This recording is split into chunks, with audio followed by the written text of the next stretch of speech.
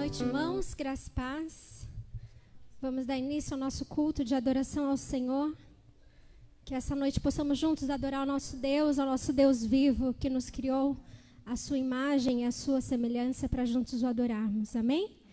Vamos juntos declarar: és tu a única razão da minha adoração a Jesus. Realmente, só o nosso Senhor é o único digno do nosso louvor e da nossa adoração. Amém?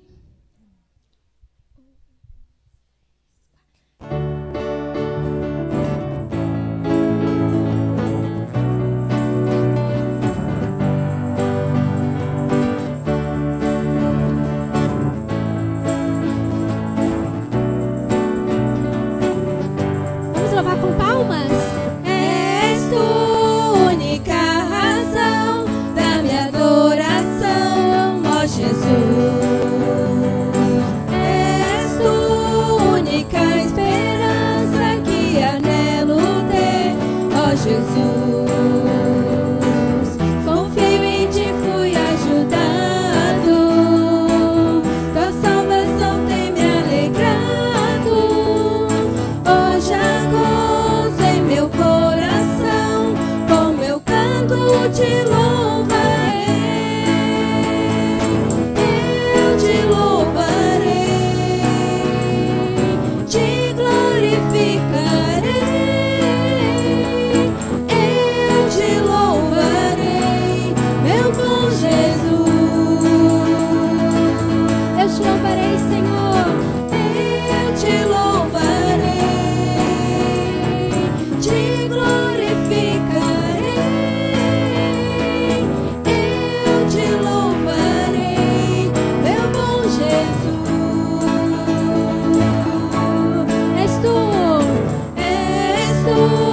única razão da minha adoração, ó Jesus.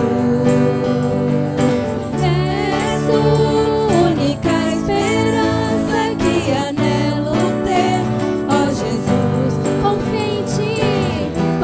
em ti, fui ajudado, tua salvação tem me alegrado. Hoje há gozo em meu coração, com meu canto te louvarei. Eu te louvarei, te glorificarei. Eu te louvarei, meu bom Jesus. Em todo tempo te louvarei, Senhor. Em todo tempo te louvarei.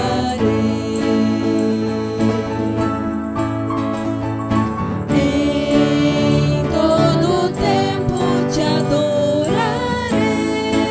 Em todo tempo te louvarei, Senhor. Em todo tempo te louvarei. Louvarei. Em todo tempo te adorarei.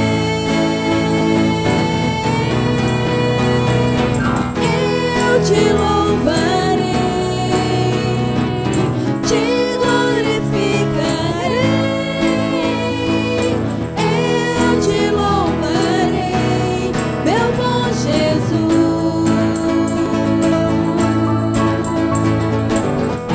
Eu te louvarei, te glorificarei.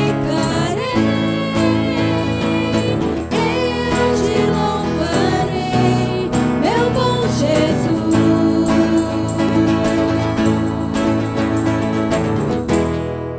Amém. Glórias ao nosso Deus. Que possamos sempre juntos, unidos, a adorar esse Deus maravilhoso. Amém? Hoje nós temos um integrante novo aqui, o pastor, nos ajudando. Né? Animar aos irmãos também que queiram fazer parte do Ministério de Louvor. Amém? A igreja pode se assentar.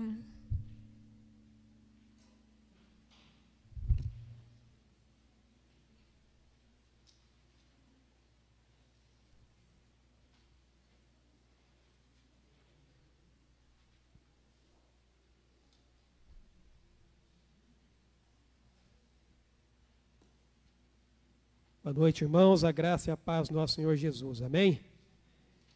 relembrando um pouquinho dos velhos tempos. Eu já toquei um pouquinho de Meia-Lua. O pessoal do louvor acha que é só eles que a Luciane bota no fogo, mas o pastor de vez em quando ela joga no fogo também, viu, irmãos? Mas, graças a Deus, vamos lá. Convido vocês a abrirem suas Bíblias, Salmo de número 98.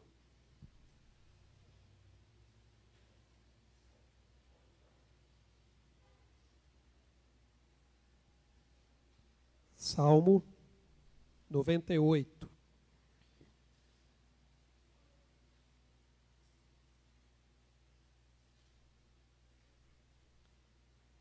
Salmo que fala da justiça de Deus. Diz a palavra: cantai ao Senhor um cântico novo, porque Ele tem feito maravilhas. A sua destra e o seu braço santo lhe alcançaram a vitória. O Senhor fez notória a sua salvação, manifestou a sua justiça perante os olhos das nações. Lembrou-se da sua misericórdia e da sua fidelidade para com a casa de Israel. Todos os confins da terra viram a salvação do nosso Deus. Celebrai com júbilo ao Senhor todos os confins da terra. Aclamai, regozijai-vos e cantai louvores. Cantai com harpas louvores ao Senhor, com harpa e voz de canto, com trombetas e ao som de buzinas. Exultai perante o Senhor, que é Rei. Ruja o mar e a sua plenitude, o mundo e os que nele habitam.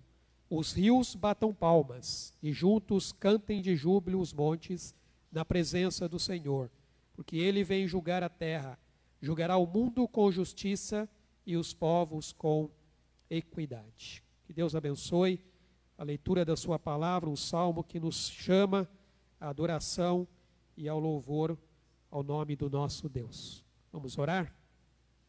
Pai amado, nós louvamos ao Senhor, ó Deus, e te bendizemos, porque o Senhor é Deus. É o único digno de ser louvado e adorado.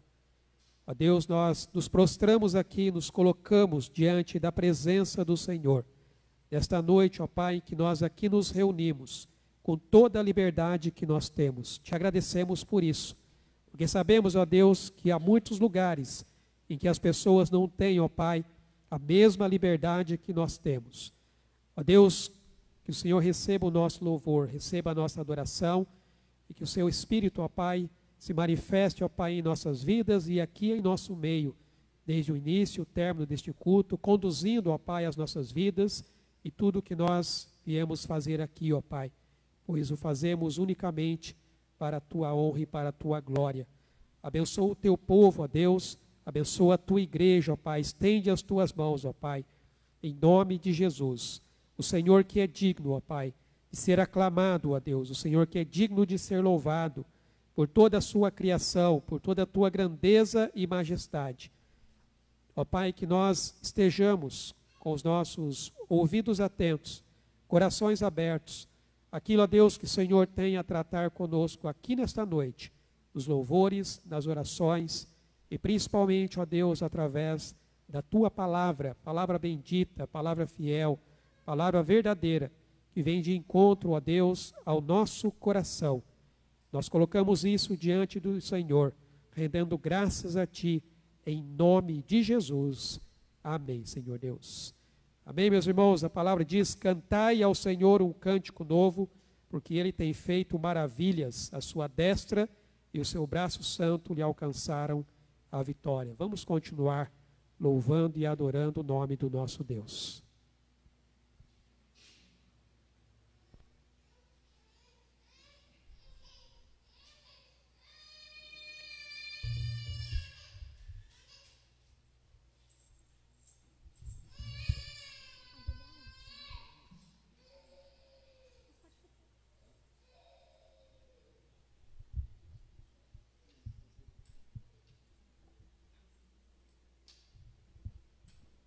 Pedir mais uma vez que os irmãos coloquem em pé e vamos continuar adorando ao nosso Deus. Essa música diz: veja a luz do Senhor que brilha, bem no meio das trevas brilha. Que realmente o Senhor nos deixou a missão de brilharmos assim como Ele brilha sobre as nossas vidas. Então que possamos sempre levar a luz para as pessoas, né? Hoje são tantas pessoas que estão sedentas do amor de Deus, sedentas da palavra dele. E o Senhor realmente nos criou para o louvor da sua glória, para sermos luz e sal aqui nessa terra.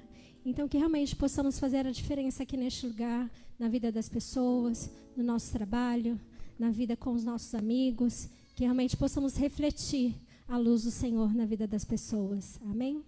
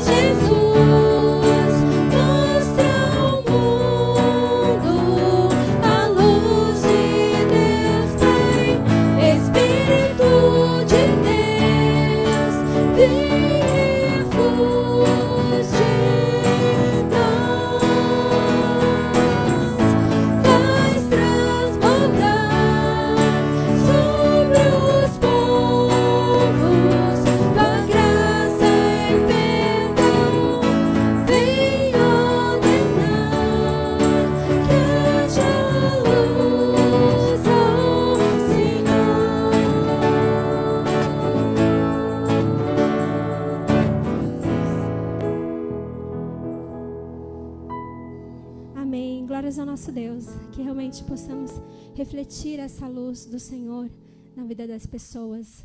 A próxima música, os irmãos têm a oportunidade de estar trazendo aqui na frente os seus dízimos e as suas ofertas.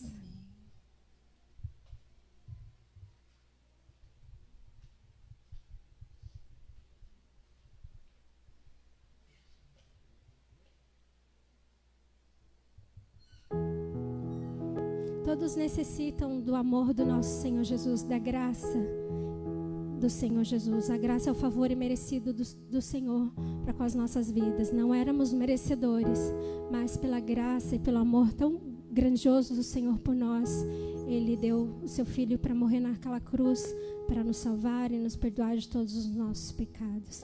Que possamos sempre nos lembrar disso, nos lembrar da cruz. Amém.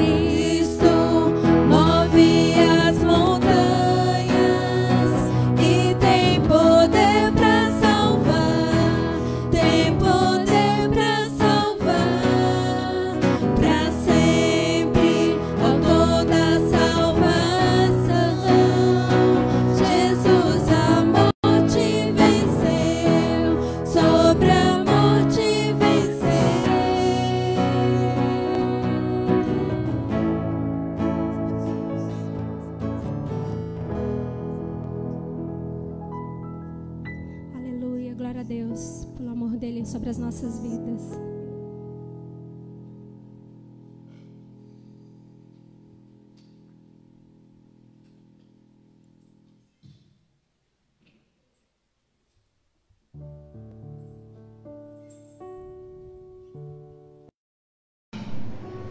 por tudo isso que nós temos que ser gratos ao Senhor. Essa música diz: te agradeço.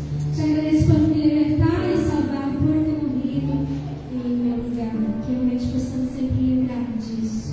E aí ser gratos ao Senhor pelo amor dele.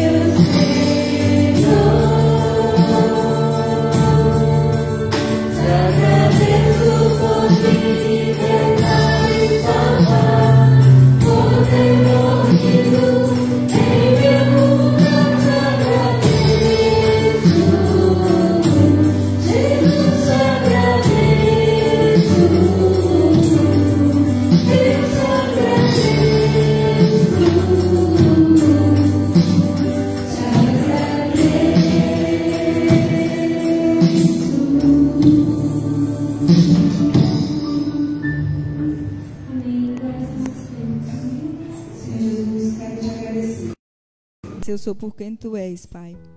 Tu és o Deus justo, digno de toda a honra, de toda a glória. Paizinho, que nós possamos sempre ser gratos ao Senhor, independente das circunstâncias, independente dos aflitos, independente das enfermidades, que possamos sempre ser gratos ao Senhor, pela tua graça, pela tua misericórdia, que foi derramada sobre a vida de cada um de nós. Paizinho, que sejamos sempre fortes e corajosos, Pai, porque o Senhor está conosco. O Senhor nunca nos abandona. O Senhor é a nossa direção, o nosso conforto, o nosso consolo diariamente. Paizinho, se tem algum filho, alguma filha do Senhor que está desanimado, que está desencorajado, Pai, que ele possa se lembrar de quem tu és. O Senhor teve as mesmas aflições que nós. O Senhor sentiu as mesmas dores e muito mais. Mas mesmo assim o Senhor perseverou. Foi fiel e obediente a Deus. E em nenhum momento, Pai, desistiu de nós. E que nós também não possamos desistir, Pai, dos nossos sonhos, dos nossos objetivos e principalmente de caminhar contigo. Que possamos sempre, Paizinho eterno, está debaixo da tua graça. O Senhor é nosso escudo, nosso esconderijo. Glórias ao Senhor por isso. Pai, eu sou muito grata ao Senhor. Grato, Senhor, pelo teu amor, Pai, que me conforta todos os dias. Amém. Paizinho, louvado seja o seu santo nome, que nós possamos sempre louvar a Ti. O Senhor é o Deus da nossa vida, é o Deus da nossa casa, é o Deus que nós amamos e tememos, Pai. Glórias a Ti damos, Pai. Que o Senhor possa estar conduzindo esse culto essa noite. Posso estar usando a vida do pastor Fernando, mas ao mesmo tempo preparando o coração de cada um que está aqui, para receber, entender, compreender e aplicar a Tua palavra no nosso dia a dia. Que não possamos, Pai, apenas ouvir e ficar aqui. Não, Pai. Que possamos ouvir, aplicar e ao mesmo tempo ser luz na vida daqueles que ainda estão em trevas, na vida daqueles que ainda não Te conhecem. Que o Senhor possa nos usar, nos encorajar para levarmos as boas novas do Senhor Jesus Cristo. Que essas pessoas possam sentir o mesmo refrigério que nós sentimos todos os dias por estar na presença do Senhor. Abençoe também as nossas crianças, Pai, que elas possam entender e compreender a Tua palavra, que elas possam sempre se lembrar de quem Tu és na vida delas.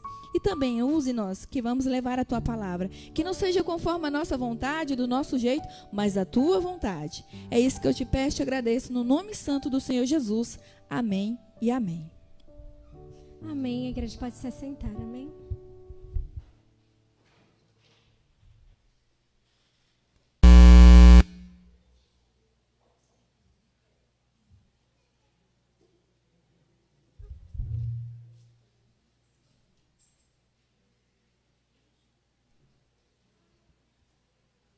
Amém, meus irmãos.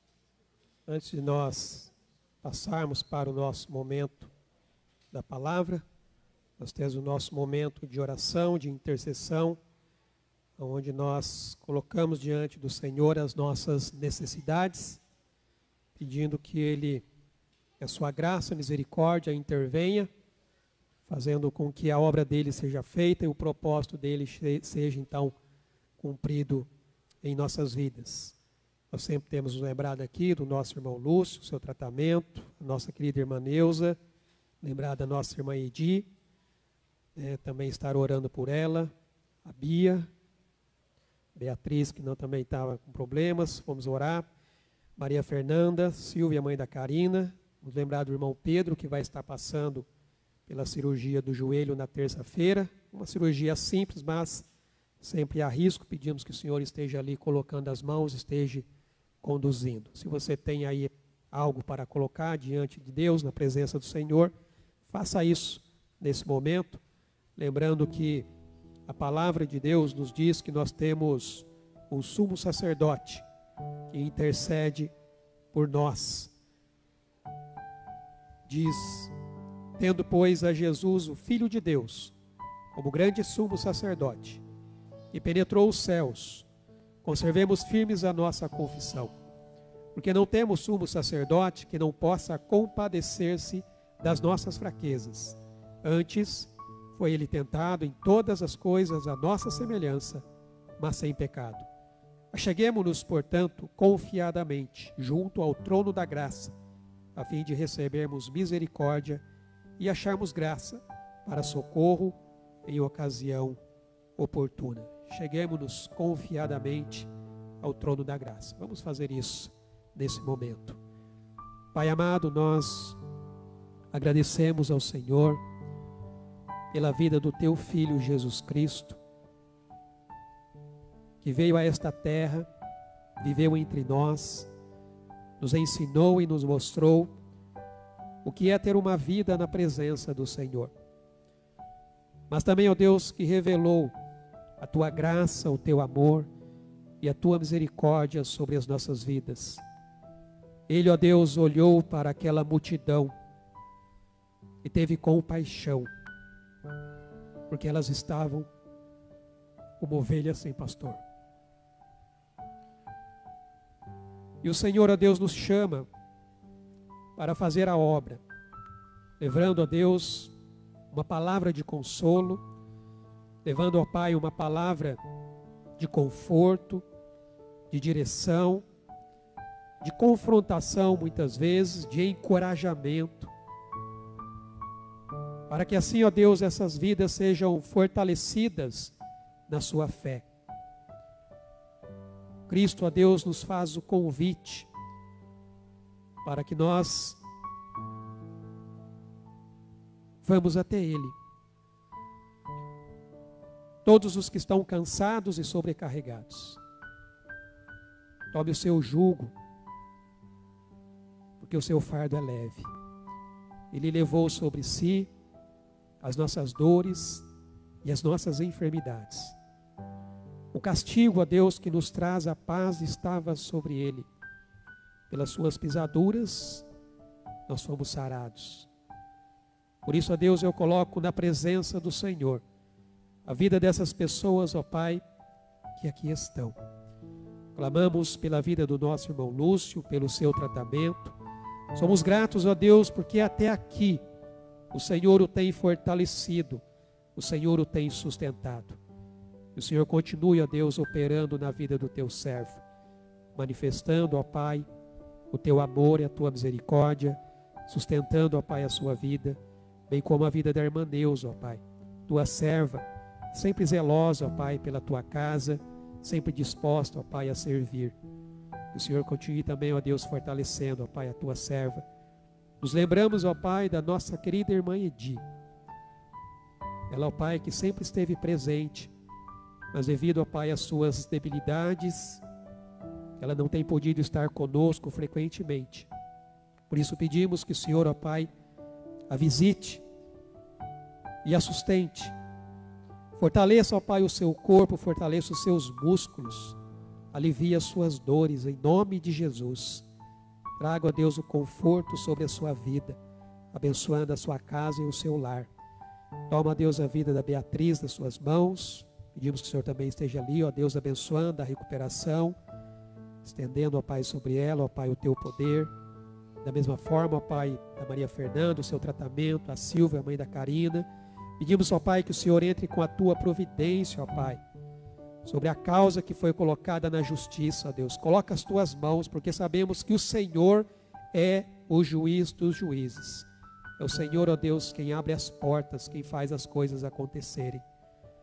Toma nas tuas mãos, ó Pai, a vida da tua igreja, do teu povo. Cada pedido, ó Pai, que está sendo colocado na presença do Senhor. Nós pedimos, ó Deus, pela cura daqueles que estão enfermos. Nós pedimos, ó Deus, pela restauração daqueles que estão feridos. Nós pedimos, ó Pai, a libertação, ó Deus, daqueles que estão presos nos seus vícios e pecados. Entra com a tua providência, ó Pai, em nome de Jesus. E traz também a salvação, ó Deus, na vida de cada um, ó Deus, que está orando, talvez por um familiar, por um amigo. Que o Senhor esteja ali, ó Deus, manifestando o teu poder, e o teu Espírito Santo esteja convencendo esse coração da justiça e do juízo do Senhor. Ó Pai, entra com a tua providência. Colocamos a vida do nosso irmão Pedro, ó Pai, diante do teu altar. Pedimos, ó Deus, por essa cirurgia que ele vai passar. Que o Senhor esteja conduzindo todo o processo, ó Deus, da cirurgia e da restauração. Estende, ó Pai, as tuas mãos. Colocamos isso diante de ti, ó Deus, crendo na tua providência e descansando, ó Pai, no agir do Senhor. Sabemos que muitas vezes nós nos deixamos, sim, ó Deus, ser levados pelos sentimentos, pelas circunstâncias, e a ansiedade muitas vezes, ó Pai, nos abate. Mas, ó Deus, o Senhor nos pede, o Senhor nos ensina que nós não devemos andar ansiosos por coisa alguma, porque o Senhor tem cuidado de nós. O Senhor sabe, ó Deus, do que nós necessitamos antes mesmo de nós pedirmos. Mas nós pedimos porque nós precisamos deste relacionamento com o Senhor. Nós precisamos, ó Pai, da presença do Senhor. A presença que nos sustenta, que nos fortalece. A presença que é suficiente, ó Pai, acima de todas as coisas. Porque com ela, ó Pai, as nossas necessidades são supridas. Porque com ela o Senhor nos guia pelas veredas da justiça. Com ela o Senhor nos leva para as águas tranquilas. Com ela, ó Pai, nós andamos pelo vale da sombra e da morte. Por ela, ó Pai, nós enfrentamos, ó Pai, as adversidades e os inimigos. E a presença do Senhor, ó Pai, seja constante. o Teu Espírito Santo, ó Pai, que nos ajuda nessa caminhada. Nós colocamos isso diante de Ti, agradecidos, no nome santo de Jesus. Amém, Senhor Deus. Amém, meus irmãos. Convido vocês a abrirem suas Bíblias no livro de Atos, capítulo 13. Nós temos trabalhado neste livro uma série de mensagens, entendendo e aprendendo o agir do Senhor na vida da igreja. E hoje nós vamos meditar aqui do verso 1 até o verso 12 deste capítulo 13. O tema da mensagem de hoje é avanço, o despertar para missões. Atos capítulo 13, a partir do verso 1 diz: havia na igreja de Antioquia profetas e mestres, Barnabé, Simeão, por sobrenome Níger, Lúcio de Cirene, Manaém, Colasso de Herodes, o tetrarca, e Saulo. E servindo eles ao Senhor e jejuando, disse o Espírito Santo: separai-me agora Barnabé e Saulo para a obra que os tenho chamado. Então, jejuando e orando, e impondo sobre ele as mãos, os despediram. Enviados, pois, pelo Espírito Santo, desceram a Seleucia, e dali navegaram para Chipre. Chegados a Salamina, anunciavam a palavra de Deus nas sinagogas judaicas. Tinham também João como auxiliar. Havendo atravessado toda a ilha até Pafos, encontraram um certo judeu, mágico, falso profeta, de nome Bar-Jesus, o qual estava com o procônsul Sérgio Paulo, que era homem inteligente. Este, tendo chamado Barnabé e Saulo, diligenciava para ouvir a palavra de Deus. Mas opunha-se-lhe ele o mágico, porque assim se interpreta o seu nome, procurando afastar da fé o procônsul. Todavia, Saulo, também chamado Paulo, cheio do Espírito Santo, fixando nele os olhos, disse: ó filho do diabo, cheio de todo engano e de toda malícia, inimigo de toda a justiça, não cessarás de perverter os retos caminhos do Senhor? Pois agora, eis aí sobre ti a mão do Senhor, e ficarás cego, não vendo o sol por algum tempo. No mesmo instante, caiu sobre ele névoa e escuridade, e andando à roda, procurava quem o guiasse pela mão. Então o procônsul, vendo o que sucedera, creu maravilhado com a doutrina do Senhor. Muito bem, irmãos. Os irmãos recebem aí o esboço da mensagem. Geralmente também tem um estudo que você pode fazer durante a semana. Só que eu acabei cometendo um erro aí, eu não me atentei e o esboço acabou saindo dos dois lados. Então não tem o estudo bíblico aí acompanhando. Você está com o esboço aí dos dois lados, que na hora de imprimir eu acabei não me atentando a isso, eu fui perceber na hora que eu cheguei aqui, tá bom? Mas, irmãos, nós chegamos aqui no capítulo 13 do livro de Atos. Após ali a libertação miraculosa da prisão de Pedro, nós vemos que Lucas, o escritor, ele retorna novamente, então, a falar de Barnabé e de Saulo. Homens que foram a Jerusalém para levar ajuda, devido a uma fome que já havia sido prevista pelo profeta Ágapo. Nós vimos isso lá no capítulo 11, no finalzinho do capítulo 11, nos versos 27 a 30. Irmãos, até então, Jerusalém ainda era o centro da igreja. Só que agora a obra estava se expandindo. Ela estava se expandindo entre os gentios. Essa visita que Barnabé e Saulo fizeram ali às igrejas e depois levando ali os recursos levantados para suprir as necessidades dos irmãos na Judéia pela fome que estava prevista, isso fortaleceu ainda mais a unidade que havia ali entre as igrejas. Depois que eles fizeram isso, eles então retornam para Antioquia, só que agora levando João, também chamado de Marcos, ou João Marcos, que é, segundo a tradição, o escritor do Evangelho de Marcos. E a partir de agora, irmãos, o que nós vemos aqui é uma mudança importante. Nós vemos aqui o Espírito Santo separando Barnabé e Saulo para a missão para a qual Deus os tem chamado. A autoridade e o poder dessa missão destaca exatamente a ação do Espírito Santo na vida da igreja. A primeira viagem missionária de Saulo, ele ainda era Saulo aqui, ela parte justamente de Antioquia, uma cidade de gentios. Ela não saiu de Jerusalém. Nos evangelhos, irmãos, nós vemos que Jesus, ele pessoalmente, ele chamou, ele ensinou e ele guiou os seus discípulos. Mas antes dele partir, ele fez uma promessa. Ele prometeu que enviaria o Espírito Santo para continuar o seu trabalho através da vida dos seus discípulos.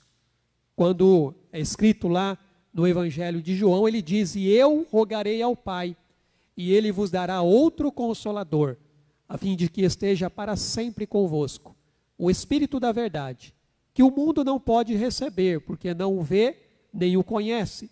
Vós o conheceis, porque ele habita convosco e estará em vós." Jesus fez então essa promessa de enviar o Espírito Santo. E o livro de Atos mostra o cumprimento dessa promessa, com o Espírito Santo conduzindo e administrando a igreja de Jesus. Irmãos, hoje nós vivemos na era do Espírito Santo, a terceira pessoa da Trindade. E pelo plano de Deus, irmãos, é o Espírito quem atua na vida das pessoas.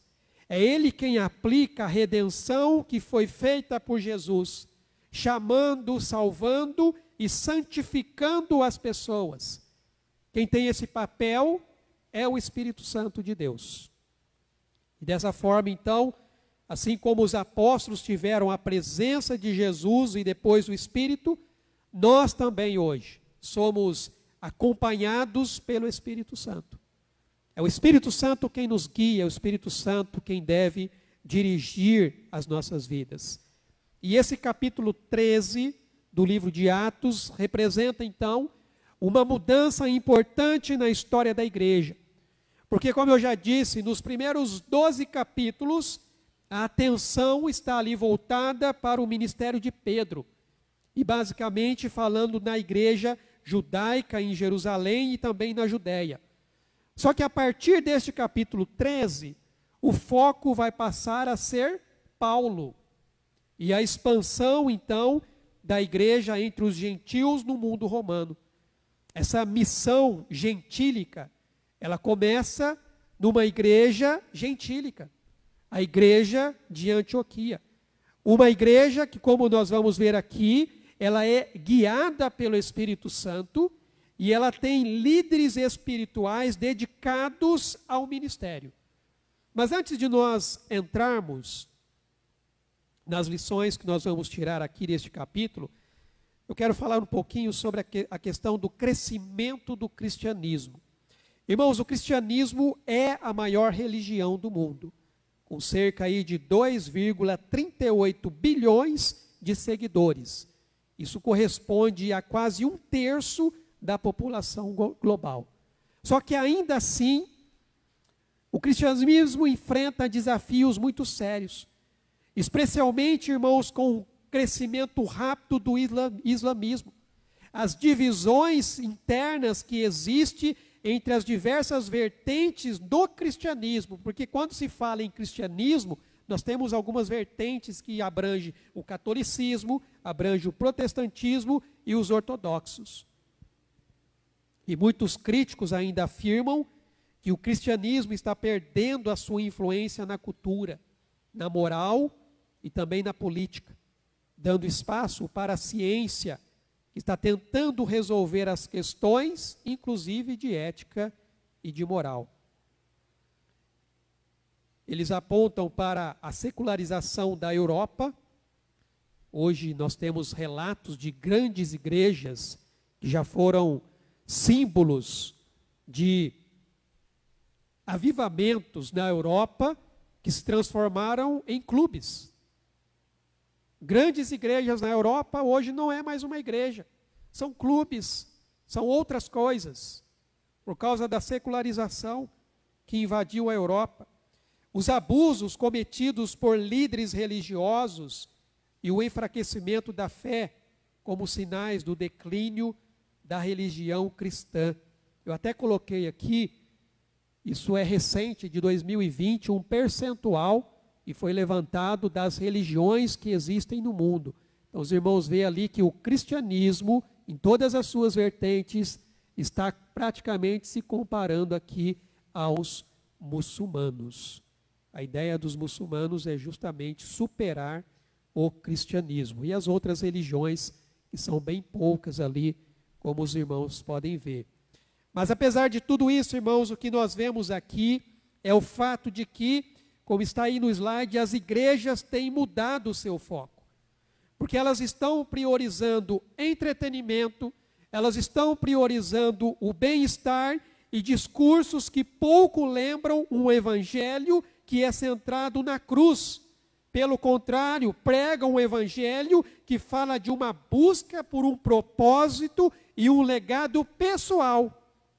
Não é mais o propósito de Cristo, não é mais o legado de Cristo, mas é o seu propósito, é o seu legado, é o que você vai deixar para esse mundo. É isso que as igrejas, infelizmente, têm pregado. E então, diante disso, irmãos, a pergunta que fica é: será que ainda há esperança para a igreja? Conseguirá ela sobreviver às perseguições, às crises e às transformações do mundo? Qual que é o papel, irmãos, de nós, como igreja, como cristãos, diante desses desafios? E para responder, então, irmãos, a essas perguntas, nós precisamos exatamente fazer o que nós estamos fazendo aqui. Voltar para o início de tudo. Voltar para o livro de Atos, que mostra como era a igreja no começo. Uma igreja que pregava o evangelho de forma fiel. Uma igreja que perseverava nas provas, nas dificuldades, nas tribulações. Uma igreja que enfrentava as divisões. Uma igreja que estava vencendo o mundo.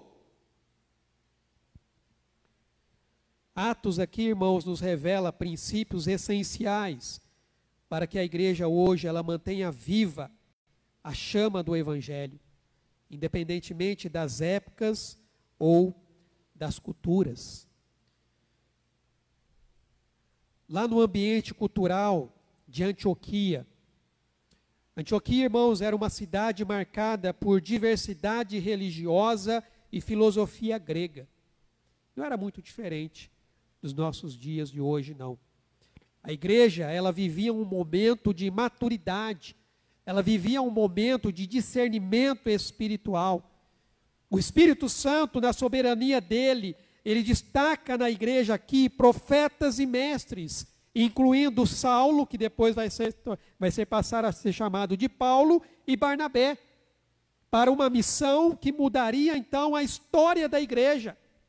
Irmãos, é importante notar que essa história ela não ocorre por acaso, mas ela ocorre sob a soberania de Deus.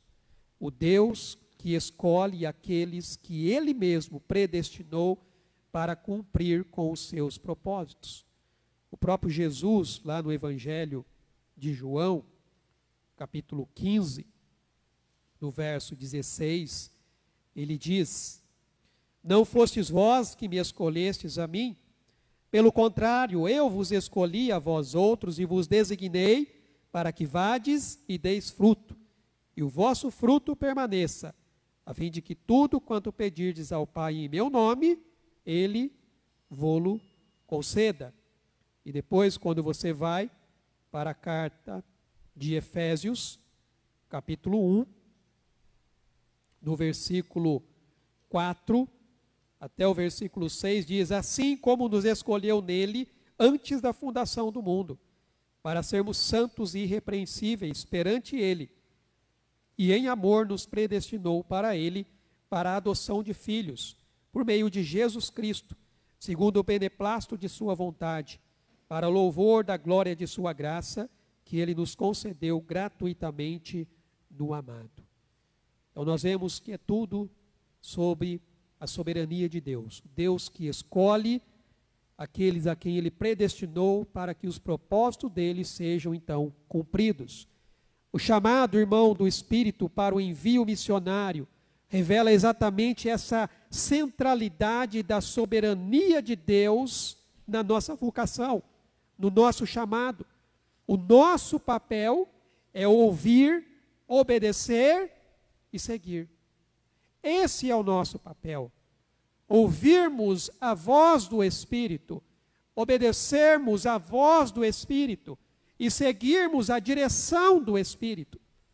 A nossa missão, ela não depende da nossa capacidade, mas ela é fruto da graça de Deus, do decreto soberano de Deus sobre as nossas vidas. Não somos nós quem escolhemos, é o Senhor quem escolhe. E o que nós vamos aprender aqui é justamente sobre este despertar da igreja e a missão que ela tem no mundo. E a primeira coisa que eu quero destacar aqui é justamente a autoridade soberana do Espírito Santo e a mobilização missionária da igreja. Nós vemos isso aqui do verso 1 até o versículo 4. Havia na igreja de Antioquia profetas e mestres, Barnabé, Simeão, Lúcio, Manaém, Saulo, servindo eles ao Senhor e jejuando, disse o Espírito Santo: separai-me agora Barnabé e Saulo para a obra que eu os tenho chamado.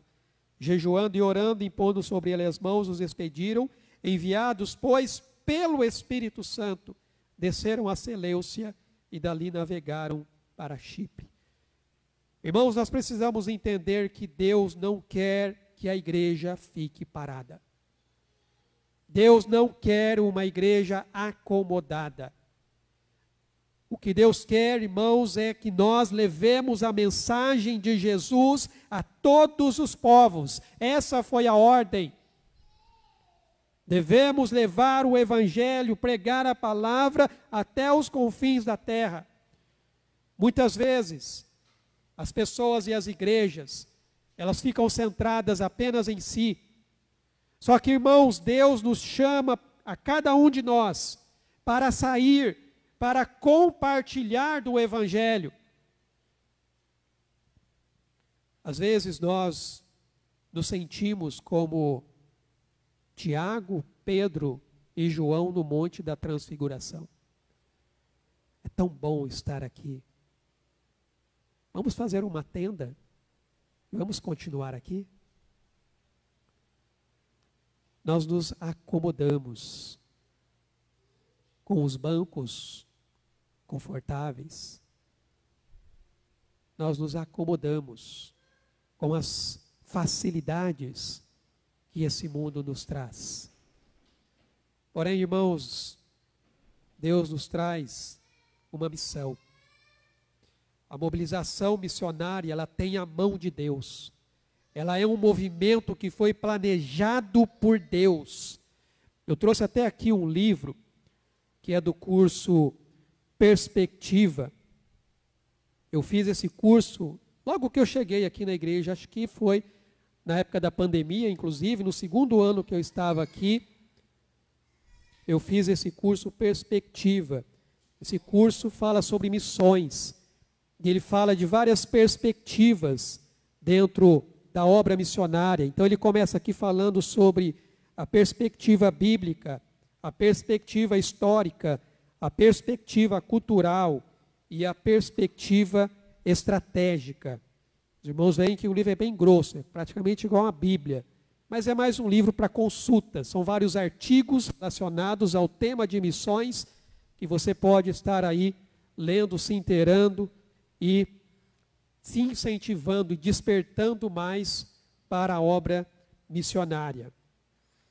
Irmãos, a missão de buscar e salvar os perdidos, ela não começou com a vinda de Cristo. Salvar os perdidos não começou com Jesus. Não foi quando Jesus desceu a essa terra que começou a obra. Irmãos, a obra, ela começou lá no Éden. A obra de buscar e salvar os perdidos começou ainda lá no Éden, após a queda do primeiro casal no pecado. Lembre-se que quando Adão e Eva, eles pecaram, o que eles fizeram? Eles se esconderam. Quem foi atrás? Quem buscou? Foi o Senhor. O Senhor é quem tomou a iniciativa de ir atrás. E ali ele traz uma promessa. Ele diz: porém inimizade entre ti e a mulher, e entre a tua descendência e o seu descendente, este te ferirá a cabeça e tu lhe ferirás o calcanhar. Ali Deus já estava trazendo a promessa de que ele enviaria o Salvador. Ele enviaria o Messias. Depois Deus vai escolher um povo e formar um povo para si. Lá na chamada de Abraão, ele diz: abençoarei os que te abençoarem, amaldiçoarei os que te amaldiçoarem. Em ti serão benditas todas as famílias da terra. Esse povo, ele foi separado pelo próprio Deus para ser luz para as nações. Lá em Êxodo, Deus diz ao povo: vós me sereis reino de sacerdotes e nação santa. São estas as palavras que falarás aos filhos de Israel. Então, irmãos, o primeiro passo na mobilização missionária foi dada pelo próprio Deus. Esse plano, ele se materializou na encarnação, na morte, na ressurreição e na exaltação de Jesus Cristo. Mas o plano já havia começado lá no Éden. Ele apenas tomou forma na pessoa de Cristo. O texto que todos conhecemos diz: porque Deus amou ao mundo de tal maneira que ele deu o seu Filho unigênito, para que todo o que nele crê não pereça, mas tenha a vida eterna. Ali se materializa o plano de Deus. Jesus veio ao mundo e cumpriu a sua missão. Ele mesmo diz: eu vim para buscar e salvar o perdido, os que estão doentes. Foi para isso que eu vim. E antes dele voltar para o Pai, ele então entrega essa missão aos seus discípulos: ide por todo o mundo e pregai o evangelho a toda criatura, batizando-os e ensinando-os a guardar os meus mandamentos. E eis que eu estarei convosco todos os dias, até a consumação dos séculos. E daí em diante, irmãos, o que se vê no livro de Atos é esse desdobramento desse plano missionário do Senhor, através da vida e da obra dos apóstolos e dos primeiros cristãos. Como Jesus mesmo disse: vocês receberão o poder e sereis minhas testemunhas. A missão de Deus no mundo, ela não pode e ela não vai parar. Irmãos, o que acontece em termos de avanço do Evangelho no livro de Atos é de fato fruto da mobilização missionária de Deus. A chama do Evangelho, ela estava se espalhando através da vida dos discípulos. Nós já temos visto aqui, nos 12 primeiros capítulos do livro de Atos, que aonde os discípulos estavam passando, a palavra estava crescendo, a igreja estava crescendo, o reino estava se expandindo. Nada, irmãos, é capaz de impedir o avanço dessa mobilização missionária de Deus, nem mesmo os poderes políticos mais cruéis da história. E olha que não foram poucos que se levantaram para tentar impedir que a igreja ela avançasse. Mas uma coisa que nós vamos aprender, irmãos, é que a igreja que prevalece é a que jamais entra em modo de manutenção, mas que se mantém em modo operacional para cumprir a missão de Deus no mundo. Porque, irmãos, quando uma igreja ela entra em modo de manutenção, ela morre, ela definha, porque ela passa a viver centrada em si mesma, olhando só para si e esquecendo de olhar para fora. A igreja ela tem que estar em modo operacional, ou seja, ela tem que estar em ação, ela tem que sair.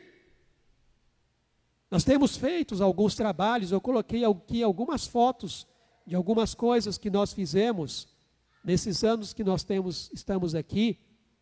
Nós tivemos em 7 Kids, tivemos batismo, estamos com o Ministério de Capelania, fizemos mais um evento ali com as crianças. Mas a igreja não pode ficar parada, irmãos. Ela não pode entrar em estado de manutenção, mas tem que estar em estado operacional. Agora, o que é interessante é que aqui nós temos algumas características de uma igreja com visão missionária. E a primeira característica que eu destaco aqui é a pluralidade de líderes e a diversidade de dons. Porque na igreja de Antioquia aqui, nós vemos aqui, havia na igreja de Antioquia profetas e mestres. Vários líderes estavam ali. E cada um com o seu dom, edificando a igreja do Senhor.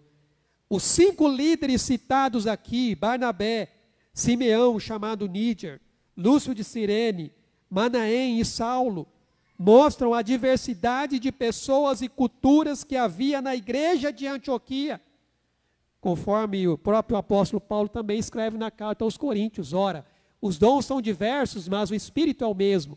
E também há diversidade nos serviços, mas o Senhor é o mesmo. E há diversidade nas realizações, mas o mesmo Deus é quem opera tudo em todos. A manifestação do Espírito é concedida a cada um, visando a um fim proveitoso. Irmãos, essa pluralidade, essa diversidade, nós podemos ver aqui. Barnabé, ele era um judeu oriundo de Chipre. Lúcio provinha de Cirene, no norte da África. Simeão provavelmente também era africano, uma vez que a palavra Níger significa alguém de pele escura.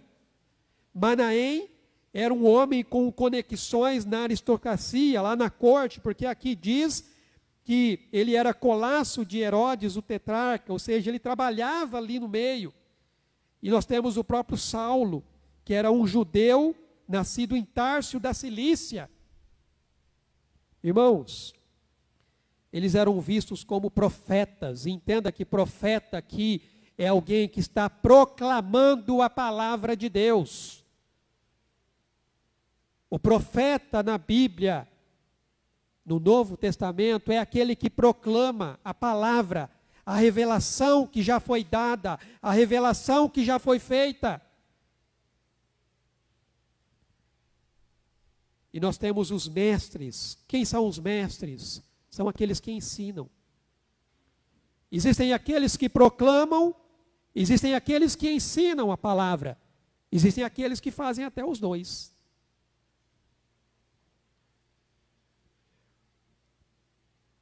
Essa é uma característica de uma igreja com visão missionária.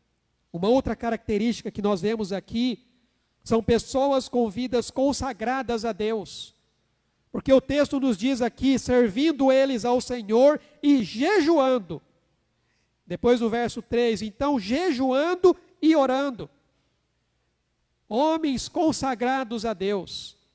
Homens que estavam ali buscando a presença de Deus. Eles se juntaram com a igreja, irmãos, para orar e para jejuar.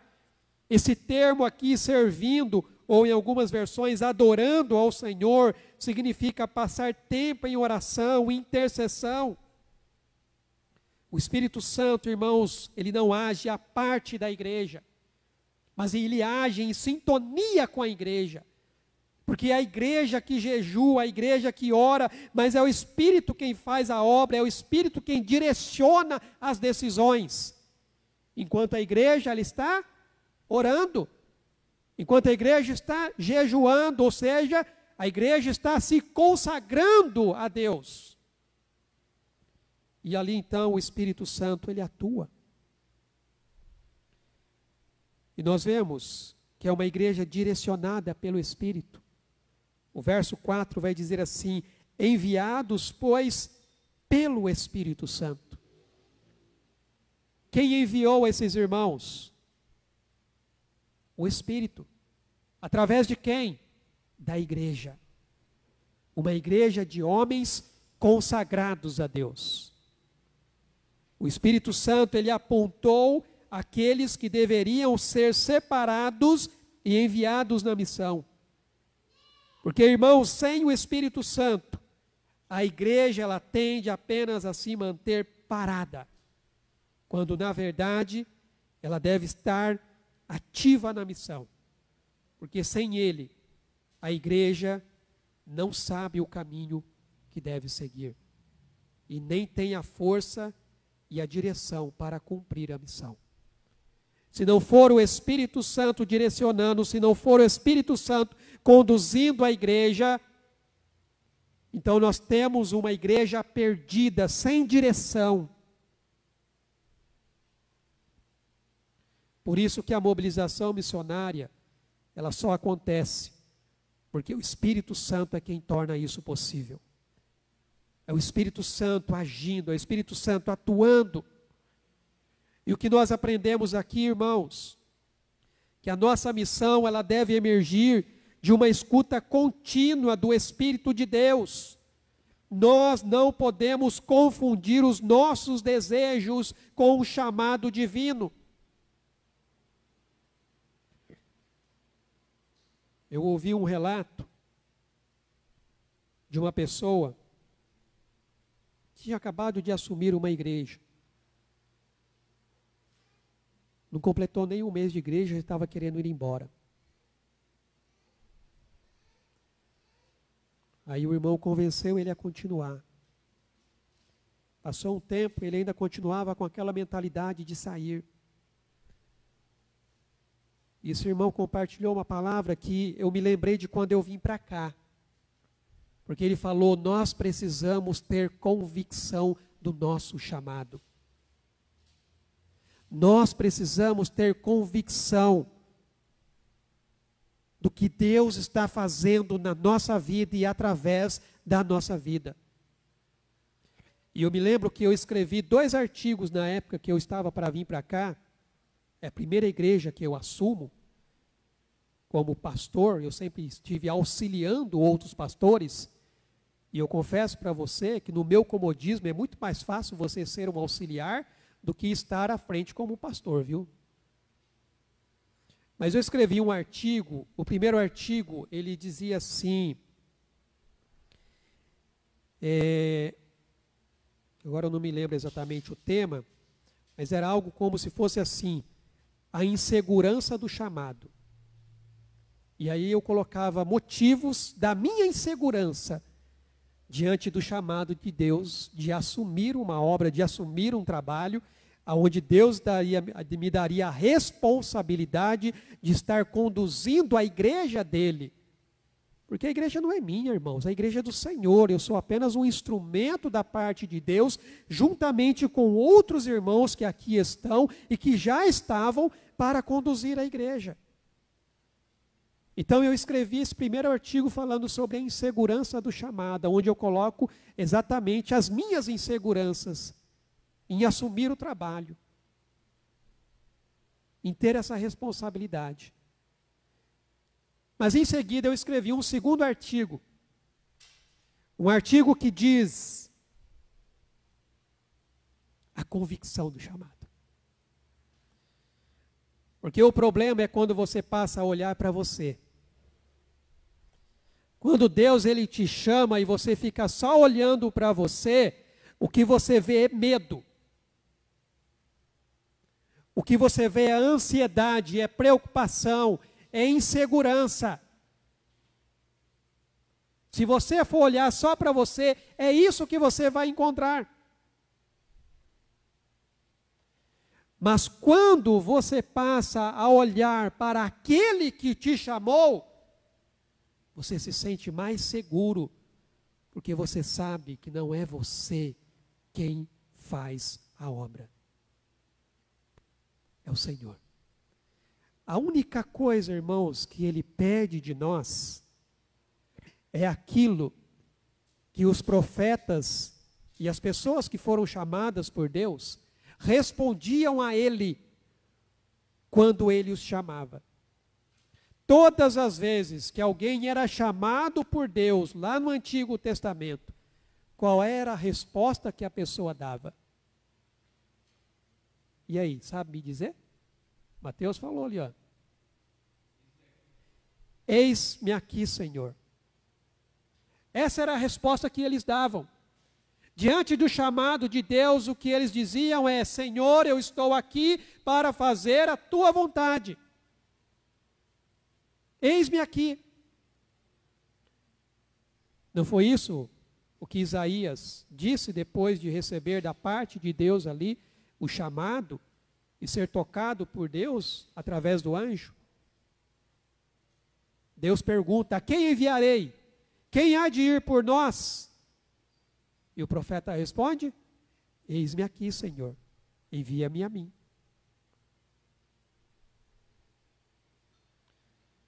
Não podemos confundir nossos desejos com o chamado de Deus, irmãos. A oração e o jejum, irmãos, nesse texto, eles indicam que a direção de Deus exige intimidade com Deus e também sensibilidade ao Espírito Santo. Não são decisões tomadas por impulso, não são decisões por interesses humanos.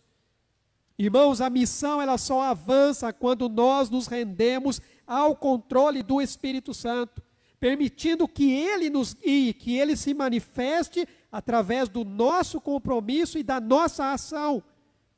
Isso significa você obedecer à voz de Deus. O Espírito Santo, irmãos, Ele decide e Ele ordena. A voz do Espírito, ela não é deliberativa. A voz do Espírito, ela é imperativa. Ele dá uma ordem. E nós devemos obedecer. Não é uma opção. Se você quiser, você faz. Ele está dando uma ordem. Porque a igreja, irmãos, ela não envia missionários apenas por consenso humano, mas por obediência às ordens do Espírito. Esse é o primeiro ponto que nós temos aqui. O segundo ponto, irmãos, é a mobilização missionária e os desafios da obra, a partir do verso 6 até o versículo 12. Irmãos, o Evangelho já tinha sido pregado em Jerusalém, na Judéia, na Samaria. Mas foi na Antioquia. Tem um bicho voando aqui, espero que não chegue perto de mim. Mas foi lá na cidade da Antioquia que encontrou um novo lugar para crescer. Mesmo depois da perseguição de Saulo e da morte de Tiago. Antioquia, irmãos, virou um centro missionário, de onde Saulo, que era o perseguidor da igreja, passou a se tornar perseguido. Ele estava ajudando Barnabé. Ele partiu para suas viagens, que iriam espalhar igrejas pela Ásia Menor, pela Macedônia e pela Grécia. Irmãos, quem se dedica a essa missão sempre enfrenta oposição. Foi exatamente isso que aconteceu com Barnabé e Saulo. Que a partir desse momento ele vai passar a ser chamado de Paulo. Porque a missão dele é entre os gentios. Saulo é o nome judeu dele. É o nome hebreu que ele tinha, Saulo. O nome gentil dele era Paulo. Como a missão dele seria entre os gentios, então, consequentemente, ele passou a usar o nome de Paulo e não de Saulo. Nós precisamos entender que quando o povo de Deus quer avançar na missão, a oposição do inimigo é certa. Entenda uma coisa, irmãos. Quando você se dispõe a fazer a obra de Deus, pode esperar oposição. Você pode se preparar para esperar oposição, perseguição, porque é isso que vai acontecer.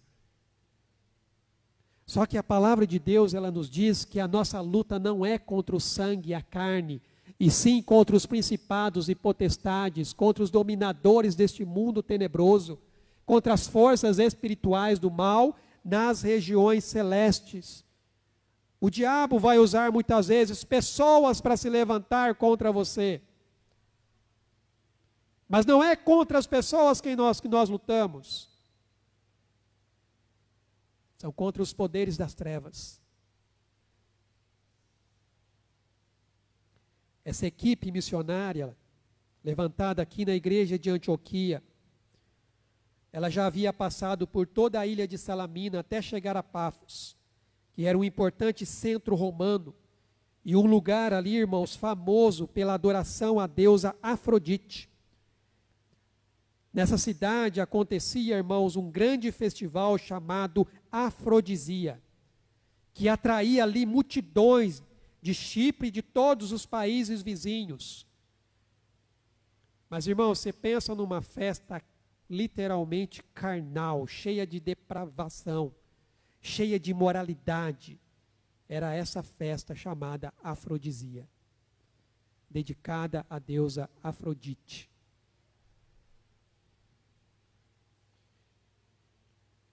Pafos era conhecida justamente pela imoralidade, práticas ligadas à prostituição religiosa.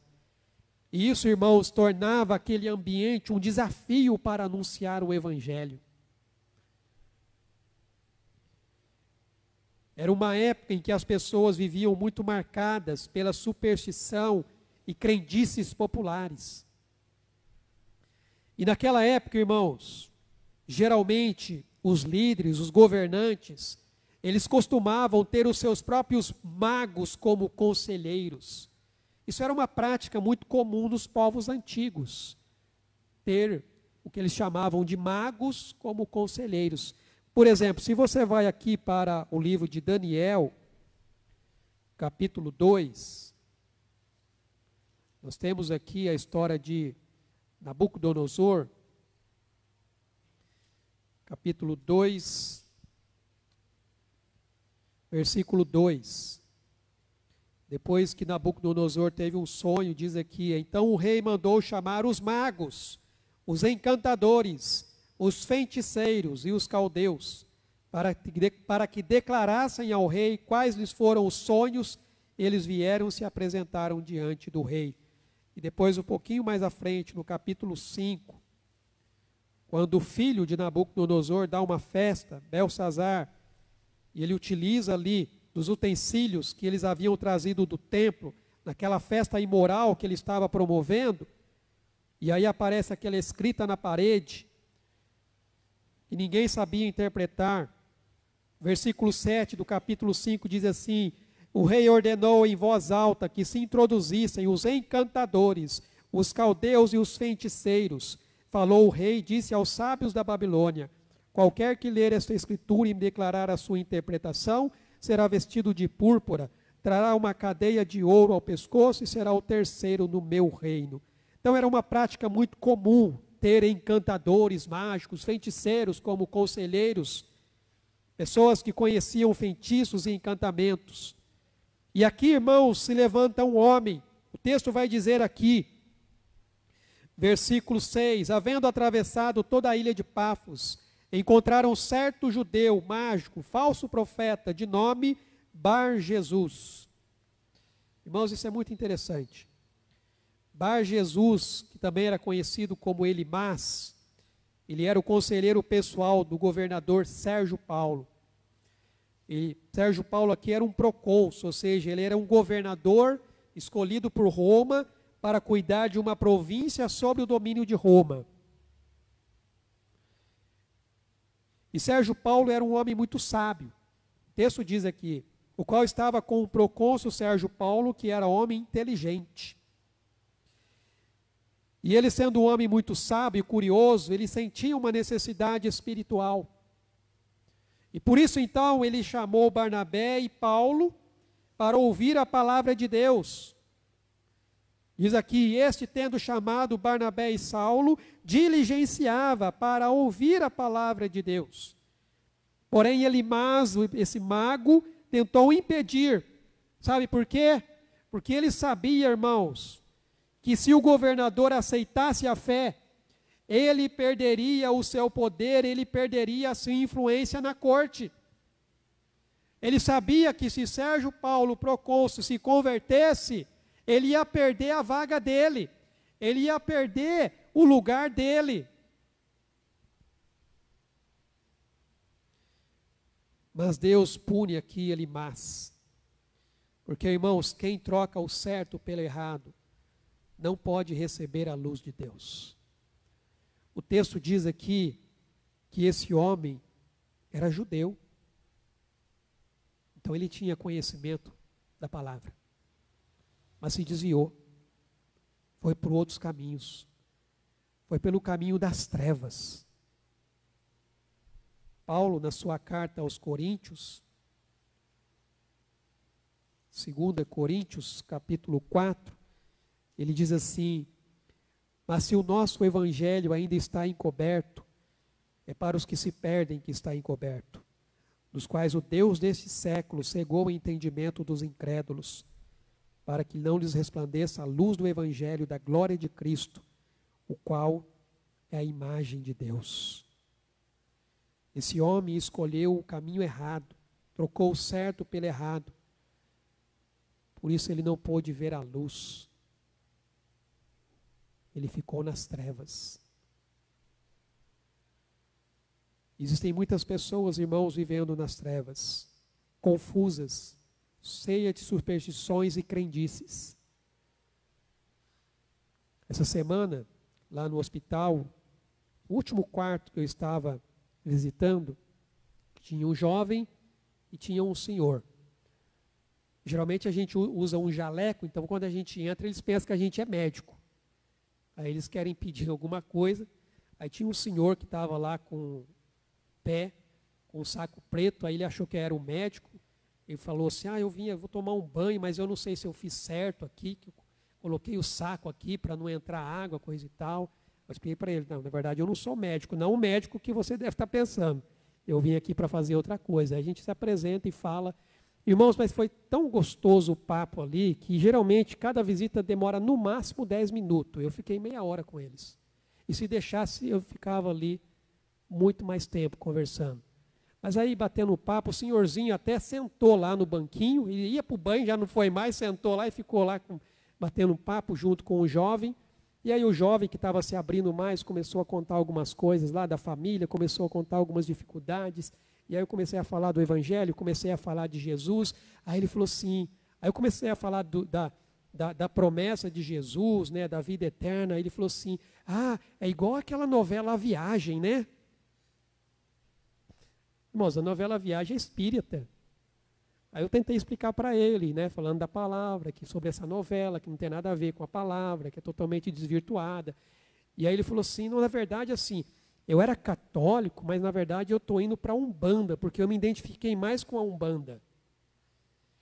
E aí, enquanto eu estava conversando com ele, uma outra situação que eu falei lá sobre a vida, né, nos céus, que Deus estava preparando para a gente, através de Jesus, que somente através dele é que a gente tem essa vida.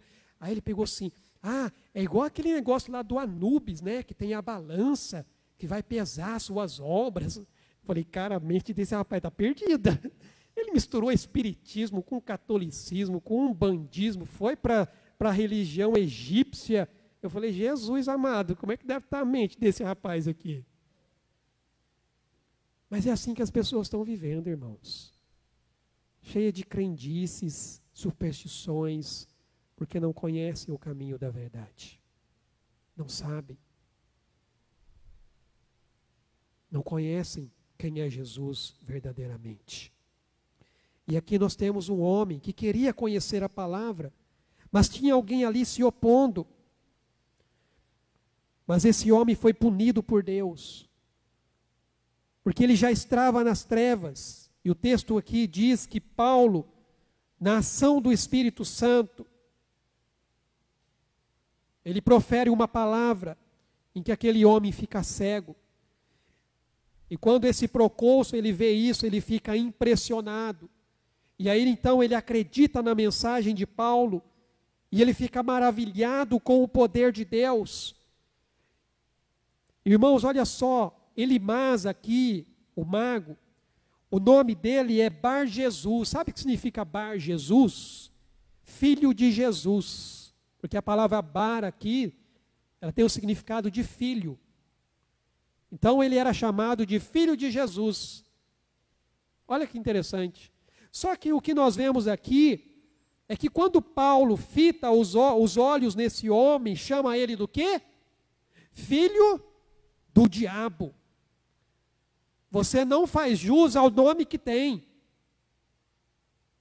Você é um filho do diabo, tentando perverter os caminhos do Senhor. Isso mostrava, irmãos, que Paulo, cheio do Espírito Santo, representava Cristo, enquanto Elimás simbolizava o mal e o engano. Precisamos entender que o caminho de Deus é o único que leva à verdade e à vida eterna. Foi o que Jesus disse. E conhecereis a verdade, e a verdade vos libertará. Quem é a verdade? Jesus é a verdade. Ele diz: eu sou o caminho, a verdade e a vida. E aonde você encontra essa verdade? Na palavra. Porque o mesmo Jesus, na oração, ele vai dizer assim: santifica-os na palavra, porque a tua palavra é a verdade. Então, se você quer conhecer Jesus, conheça a palavra. Porque é nela que você encontra a verdade, é nela que você conhece Jesus. Muitas pessoas se afastam do caminho de Deus e ainda tentam impedir outros de segui-lo, permanecendo endurecidas pelo engano do pecado. O procônsul, irmãos, ficou aqui profundamente impressionado com a força da mensagem de Cristo e o poder de Deus que a confirmava. Porque quanto mais nós conhecemos a verdade revelada em Cristo, mais maravilhados ficamos com ela. Quanto mais eu conheço a Cristo, irmãos, mais maravilhado eu fico. E o que nós aprendemos aqui é que quando Deus faz a obra, é fato sim que nós iremos enfrentar oposição, vamos enfrentar dificuldades, vamos enfrentar conflitos, mas nós devemos perseverar, irmãos, perseverar em oração, perseverar na fé, na confiança, sempre buscando a direção do Espírito Santo para seguir adiante. Porque entenda, levar alguém a Cristo não é só falar do Evangelho, mas é você lutar contra as forças do mal. Mateus também teve uma experiência interessante sexta-feira lá, né, Mateus? Encontrou um pai de santo lá.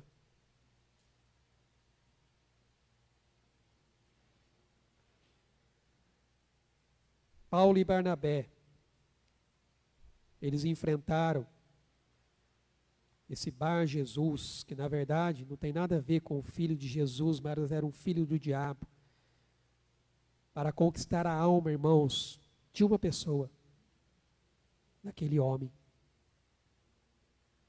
Eles não estavam lutando contra aquele mago, eles estavam lutando pela vida daquele homem, que queria ouvir a palavra.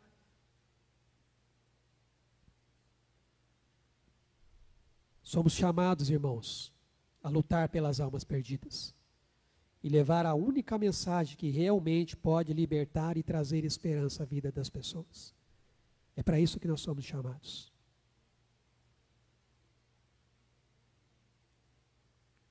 Lutar pelas almas. Irmãos, a igreja, ela segue firme na missão. A missão dela é levar o Evangelho de Cristo até os lugares mais distantes do mundo. E nada, irmãos, nada pode impedir esse avanço. Não é conflito interno, não é doença, não é perigo, não é morte, não é a perseguição dos inimigos, não é a corrupção dos poderes humanos. Nada pode parar a igreja de Jesus. A igreja, ela vencerá. porque as portas do inferno não podem detê-la. Foi assim, irmãos, desde os tempos dos apóstolos, e vai continuar sendo até que a mensagem do Evangelho alcance todos os povos, e então virá o fim. No coração, irmãos, desse texto, nós encontramos uma verdade fundamental. Deus é soberano na eleição, na separação e no envio. Cada um de nós deve responder como Paulo e Barnabé, nos entregando totalmente ao chamado do Espírito Santo. Precisamos, irmãos, sair da nossa zona de conforto, impelidos pela graça de Deus, para a gente cumprir a grande comissão de Jesus. Nosso papel não é criar o chamado. Nosso papel é discernir e obedecer ao chamado que Deus já ordenou.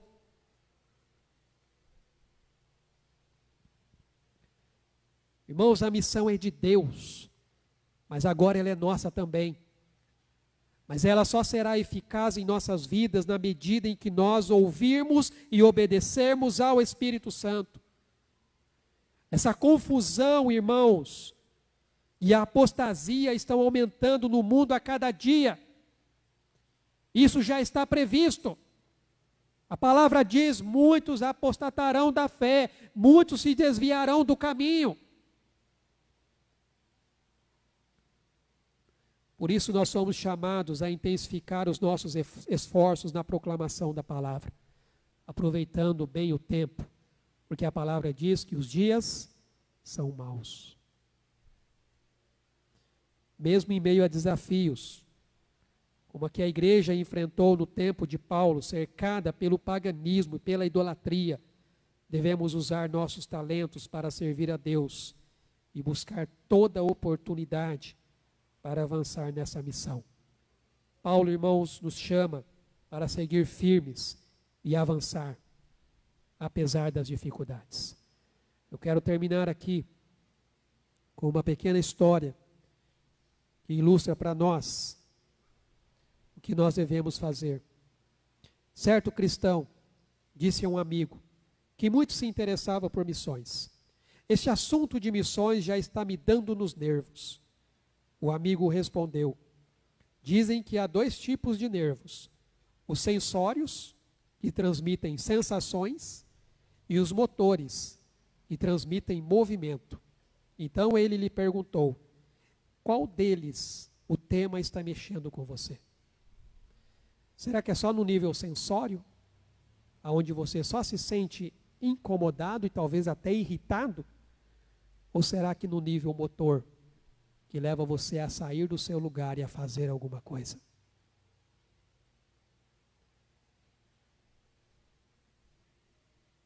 Qual nervo, irmãos, está mexendo mais em você? Sensório ou motor? Hoje, irmãos, missões e evangelismo precisam despertar nervos que impulsionam a ação. O desafio é muito claro, irmãos: evangelizar ou se acomodar. O que você vai fazer? Você vai cumprir com a missão que Deus nos deixou? Ou você vai ficar acomodado na sua zona de conforto?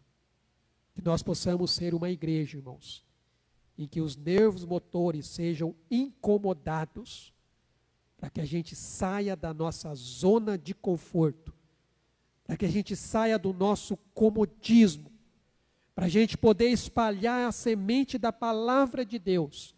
E assim então o Espírito Santo agir, ele vai fazer a obra crescer e o reino de Deus se expandir. É assim que a obra acontece, irmãos. É assim que Deus faz. Mas nós precisamos agir. Não podemos ficar parados. Não podemos viver em modo manutenção. Temos que viver em modo operacional, fazendo aquilo que Deus nos ordenou fazer. Ide e fazei discípulos de todas as nações. Os irmãos devem ter recebido aí, todo ano nós distribuímos um compromisso missionário. É um valor que você vai assumir diante de Deus e para com a igreja, de nos próximos 12 meses do ano que vem, você estar ofertando um valor para missões. Isso é para a igreja, tá, irmãos? Então você tem um papelzinho aí onde você coloca o seu nome, você preenche o seu valor, você destaca esse papel e depois você entrega para o Marcelo. Ele não está aqui presente, mas depois, se quiser integrar para mim, depois eu passo para ele.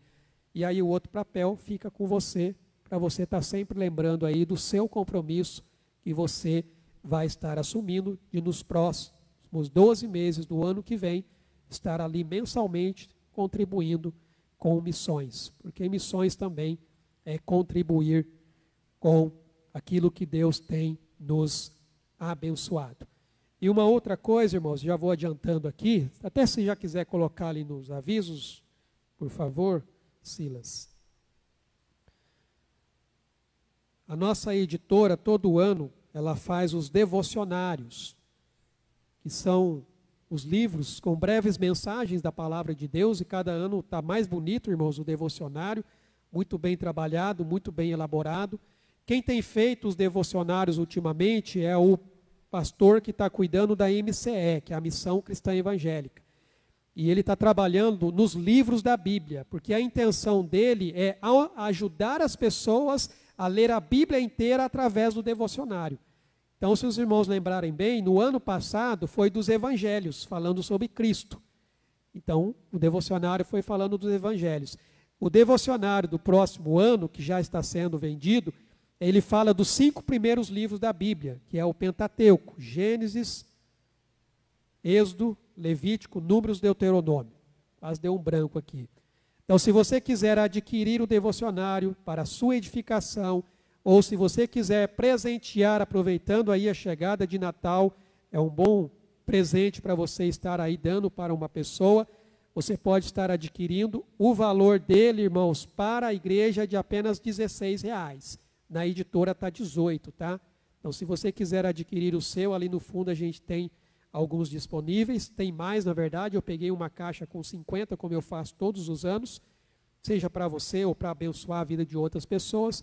Depois a irmã Neuza vai estar anotando o nome ali, você não precisa pagar agora, você pode pagar depois, mas você pode estar levando aí esse devocionário, onde você vai ter aí breves mensagens para estar meditando aí no seu dia a dia, tá bom?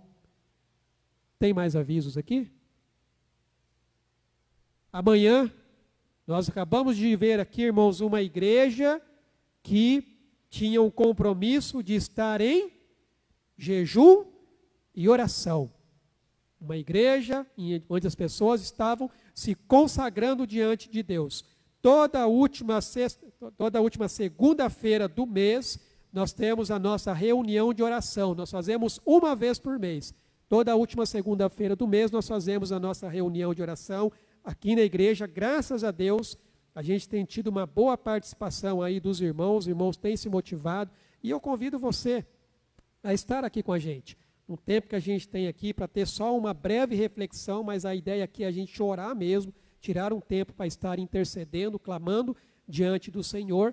E aí, consequentemente, se você também puder fazer o seu jejum, eu coloquei ali apenas alguns horários ali, que eu sei que às vezes você talvez não tenha o costume. Para quem começa, realmente é um pouco mais difícil, você vai sentir fraqueza, dor de cabeça, tontura. Então, às vezes, no começo é assim mesmo, mas depois você se acostuma. Então, você pega ali, começando de manhã, é claro que é a partir da última refeição, mas eu coloquei ali a partir do momento que você se levanta. Você pode fazer um jejum de 6 horas, de 8 horas, de 12 horas, de 15 horas, ou até de 20 horas, ou 24 horas, se você quiser. Aí fica à sua disposição, né, daquilo do seu esforço que você tem. Mas amanhã, então, a gente vai estar fazendo isso. A questão do compromisso missionário, eu já falei, né, pegando o texto de hoje. Lembrando que no próximo domingo nós temos também a nossa escola bíblica dominical, Nossa escola bíblica também acontece uma vez por mês, todo primeiro domingo do mês, nós temos a escola bíblica às 9h30 aqui na igreja. Estamos estudando uma revista que fala dos conflitos da vida, e o próximo tema que nós vamos falar vai ser sobre solidão. Na última lição nós falamos sobre a ira. Temos GDC essa semana também, onde nós estamos falando aí sobre a luta entre a carne e o espírito, aprendendo então a ter aí a mente de Cristo. Mas, lembrando do projeto, já está bem perto aí dos irmãos estarem indo para lá, para estar ali auxiliando. Inclusive eu compartilhei no grupo da igreja um vídeo que os irmãos já gravaram lá dos trabalhos que já foram iniciados. Então é esse trabalho que os irmãos estão indo lá fazer, viu, irmãos? É fazer ali tipo uma barricada ali, ajudar, ajustar a casa lá do pastor, porque ali a maré é assim, uma hora está lá em cima, outra hora está lá embaixo, uma hora está lá em cima, então eles vivem naquelas palafitas, e aquilo ali precisa de constante manutenção, além da obra missionária. A gente tem um valor para ser alcançado aí de R$1.000, e já alcançamos metade desse valor, a gente então precisa aí chegar no próximo valor. E lembrando também da nossa campanha, que ainda está em aberto, a nossa campanha da pintura, tá bom, irmãos? Esses são os avisos que eu tenho para dar. Depois a irmã Marta também tem a questão do dia 8 de novembro, tem eleição aí de mulheres em ação regional, a irmã Marta deve ter colocado lá no grupo, vai escolher aí 4 mulheres para estar representando a igreja lá nessa eleição, mas aí a irmã Marta vai passar as informações direitinho para as irmãs, tá bom? Vamos nos colocar de pé e vamos orar, agradecendo ao Senhor por esse tempo que Ele nos concedeu aqui. Obrigado por aqueles que estão aí nos visitando nessa noite. Muito obrigado pela presença, são sempre bem-vindos aqui em nosso meio. Pai amado, nós te louvamos, ó Deus, bendizemos ao Senhor e somos gratos a Ti, ó Deus. Gratos, ó Deus, por poder olhar, ó Pai, a história e ver a mão do Senhor, ó Deus, agindo e conduzindo a história segundo o Teu propósito e a Tua vontade. Como é bom ver, ó Deus, o Senhor agindo na vida da Tua igreja. A igreja do Senhor sendo conduzida pelo Teu Espírito Santo. O Espírito, ó Pai, que nos conduz, assim como conduziu aquela igreja de Antioquia, diante de homens ali capacitados pelo Senhor, estavam, ó Deus, buscando a Tua presença em consagração, e o Senhor então, ó Deus, separou ali Barnabé e Saulo, que depois se chama Paulo, para a obra que o Senhor os designou. E a partir dali, ó Deus, a igreja só foi crescendo, o evangelho só foi expandindo, com dificuldades, ó Deus, com conflitos, com perseguições, mas ainda assim continuou crescendo. Que nós possamos ser, ó Deus, como essa igreja de Antioquia, uma igreja de visão missionária, uma igreja onde nós possamos ter, ó Deus, líderes consagrados diante do Senhor, uma igreja que seja direcionada, ó Pai, capacitada pelo Teu Espírito Santo, uma igreja que não tem medo, ó Pai, de sair por essa porta fora e começar, ó Deus, a pregar a palavra do Senhor, o Evangelho de Cristo, para vidas, ó Pai, que estão perdidas, assim como estava a vida, ó Pai, deste homem, o procônsul Sérgio Paulo, mas o Senhor lhe abriu os olhos para enxergar, ó Deus, a verdade. E mesmo ali, ó Pai, diante, ó Pai, daquela perseguição, o Senhor mostrou o Teu poder. Que o Senhor mostre o Seu poder aqui também em nosso meio, ó Pai, nas ações que nós temos feito, ó Deus. Que o Senhor nos ajude nisso, capacitando cada dia mais, ó Pai, a Tua igreja, para essa obra que o Senhor nos tem chamado. Nós Te louvamos por isso e Te agradecemos. Que o Senhor nos conceda uma semana abençoada na presença do Senhor, sendo direcionados e conduzidos pelo Teu Santo Espírito.